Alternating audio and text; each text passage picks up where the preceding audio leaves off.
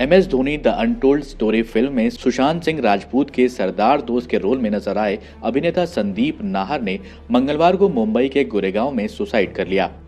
संदीप को MS Dhoni the untold story और Akshay Kumar starrer Kesari से पहचान मिली थी। इससे पहले शाम को उन्होंने सोशल मीडिया पर 9 मिनट का एक वीडियो और सुसाइड नोट पोस्ट किया था।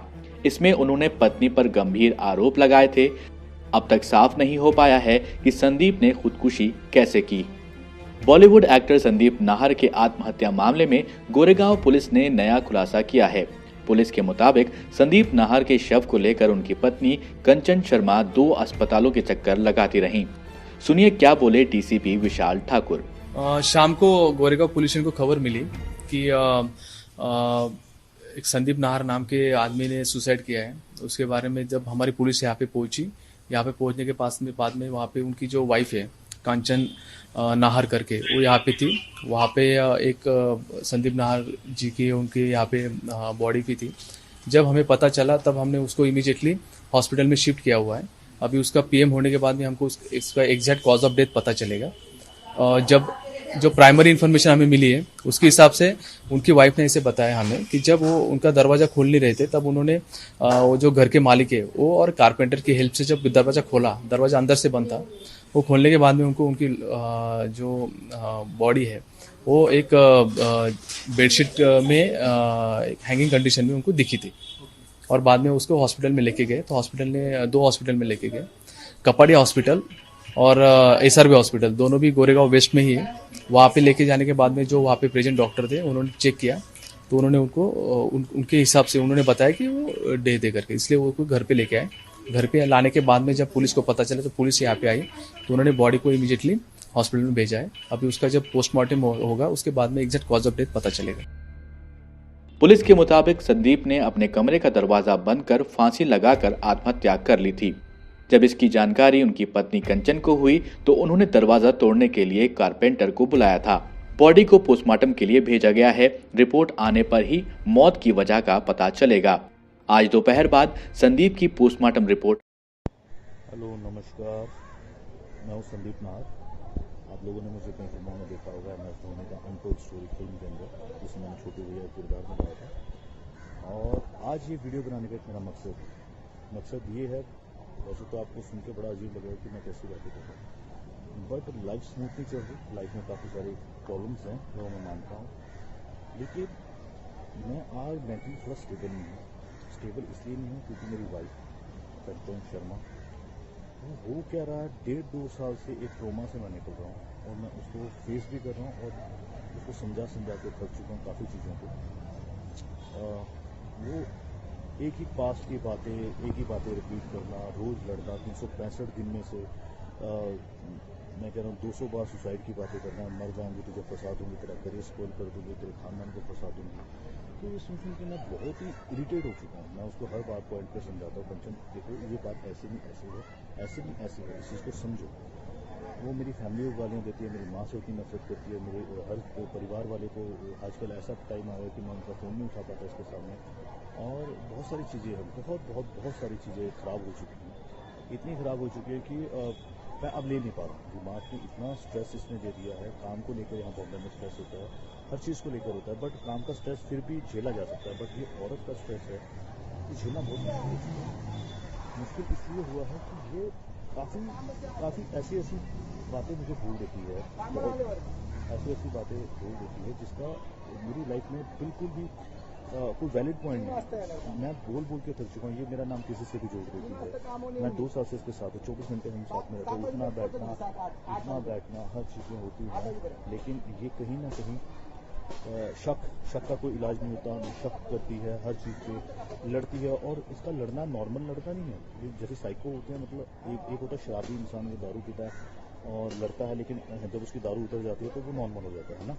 नॉर्मली ऐसा होता है, उसको गिल्टी फील भी होती है, उसको अपनी गलतियों का एहसास भी होता है। बट इसके केस में ऐसा है, अगर ये लड़ती है, उसको कोई बात बुरी लगती है तो वो उसके दिमाग में बैठ जाती है, बैठ इतने गंदे तरीके से जाती है, उसको निकालना बहुत मुश्किल होता है। ये कितनी रातें ख़राब कर देती है। इवन अभी जैन की बात है, जैन में ये घर से भाग गई थी, मैं रात को उसको ढूंढने गया था, ये ऐसे काम करती है और बहुत सारी बातें होती हैं। कब तक इसका वो करूँ। इसकी मम्मी बहुत साथ देती है, इसकी मम्मी का कहना है कि मैं तेरी ज़िंदगी बर्बाद गई, हर तरह के केसेस बताती है, मैं ये केस हो जाएगा वो।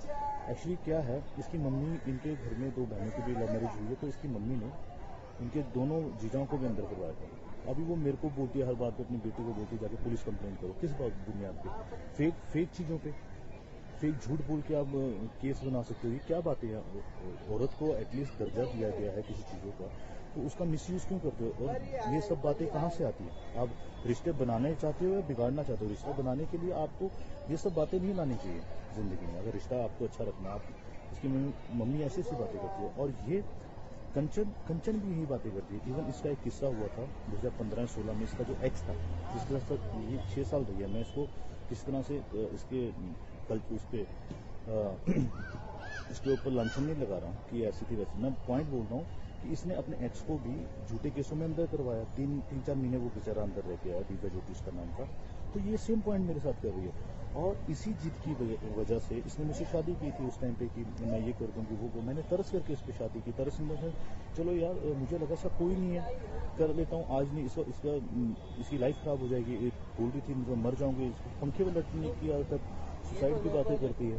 तो उस पॉइंट पे मैंने कर ली। फिर ये मेरे घर आई, ये 2019 की बात मैं बोल रहा हूँ। और उस टाइम पे हमारी बात हुई थी कि यार कि शादी हम कर रहे हैं बट घर में नहीं बताएंगे, अगर जमी तो चलाएंगे, नहीं जमी तो फिर अलग हो जाएंगे, है ना, किसी को इतना डिस्क्लोज नहीं करते। फिर वो हमारी नहीं बनी आपस में। तो फिर मैं कोरोना की वजह से घर गया था। जब कोरोना की वजह से मैं घर गया था तो उस टाइम पर इस लड़की ने मेरे घर पे आने की बात की। तो इसको उस टाइम मैरिज सर्टिफिकेट चाहिए था, तो मेरे घर वालों ने अच्छे से इसका वेलकम किया। घर पे आते ही ये वहाँ 5-6 बार क्लेश कर चुकी थी। घर आई 18 जून को आई थी, जून को आई थी, और इसमें 5 दिन बाद ही, चूंकि उस टाइम कोरोना काल था, तो गवर्नमेंट ने भी बोला था कि आपके घर में अगर कोई बाहर से आता है बॉम्बे से तो आपको इन्फॉर्म करना पड़ेगा। SHO ने बोला था। तो हमने उस चीज़ को छुपाया था थोड़ा, भाई नहीं बताएंगे, नहीं तो फिर पूरी फैमिली अंदर हो जाएगी। इतनी एक छोटी सी बात थी, बट इसको वो बात समझ में नहीं आई। मेरी भाभी ने बोला मेरी कजन सिस्टर है ना। तो इस बात पे भड़क गई। तेरी भाभी ने क्यों बोला कि मेरी कजन? अरे भाई सिंपल सी बात है, कोरोना का टाइम है और ये तुम्हारी हमारी आपस की बात है। लोगों को पता लगा तो बॉम्बे से आई है, वह छोटे छोटे बच्चे, सबको अंदर कर देंगे उस टाइम। तो वैसे भी हमारे जो सरकारी हॉस्पिटल थे वो कोरोना के चक्कर में उन्होंने कोविड का हॉस्पिटल बनाया हुआ था और सबको वहाँ पे क्वारंटीन कर रहे थे उस टाइम पर। तो उसके बाद कुछ और छोटी छोटी चीज़ें हुई, जैसे कि हमारे घर में किन्नर आए, किन्नर बधाई लेने आए। तब ये लड़ी, चूँकि हमने उनको भेज दिया था। भेजने का एक कारण था, कारण ये था कि अगर हम किन्नरों को बधाई दे देते तो हमारे रिश्तेदार नाराज हो जाते। उनको लगता कि इनके घर में बहू आई, इन्होंने हमें नहीं बताया। मैंने कंचन को, उस टाइम हमारी शादी की रिसेप्शन पार्टी फिक्स हो गई थी 30 जुलाई को। तो हमने बोला कि आप 30 जुलाई के बाद आना, हम आपका वही जो बनता है वो देंगे। वो दिया भी, बट उस बात पे भी इसने क्लेश किया। बहुत सारी चीज़ें, छोटी छोटी बातों पे क्लेश। ये बोलती मुझे घुमाने नहीं लेके जाते। अबे भाई, कोरोना में बॉर्डर सील हुए हैं, हिमाचल बॉर्डर सील है, पंजाब बॉर्डर सील है, कैसे लेके जा सकते हैं? ये बात इसको समझ में नहीं आ रही। ये बोलती जिनकी शादी होती है उनके पति उनको घुमाने लेकर जाते हैं। मैंने बोला भाई, जिनकी शादी होती है उनके पति बेशक उनको घुमाने लेकर जाते हैं, बट उस टाइम पे कोरोना नहीं था। अभी कोरोना, अभी थोड़ा सब्र कर लो, बाद में चल देंगे। ये बात उसको समझ में नहीं आ रही।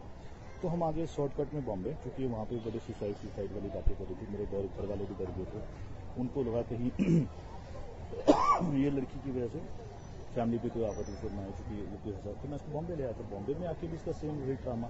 सर्टिफिकेट शादी का मिल गया, फिर भी इसको सेटिस्फेक्शन नहीं हो रही है, एक सिक्योरिटी नहीं मिल नहीं रही है, और हर जगह से मुझे टॉर्चर कर रही है। बस मैं एक बात बोलना चाहता हूँ इस वीडियो के माध्यम से, अगर मैं कोई गलत स्टेप उठाता हूँ लाइफ में क्या मेरा खासकर मेंटल पीस प्लस सही नहीं रहा, क्योंकि मैं रोज झगड़े नहीं ले सकता। सुबह उठो झगड़ा सेम बात पे, उस पर 1000 बात पहले बात हो चुकी है, लड़ाई हो चुकी है, उस पर फिर अगेन सुबह उठो, दोपहर को झगड़ा, रात को झगड़ के सो।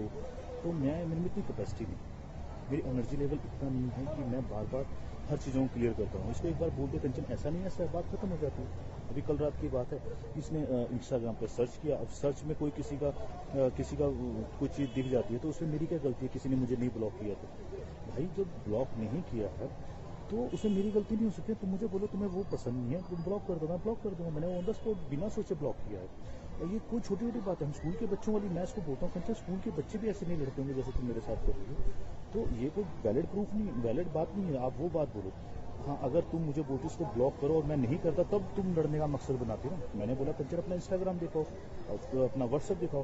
तुम्हारा एक्स का भी तो इसमें है ना फोटो, ये उसने तुझे ब्लॉक नहीं किया व्हाट्सएप पे, सिंपल सी बात है। कह रही मेरी उससे बात नहीं होती, तुम्हें पता है। तो मैंने बोला सेम यही चीज़ मैं कंचन तुम्हें बोल रहा हूँ कि मेरी भी कोई बात नहीं होती।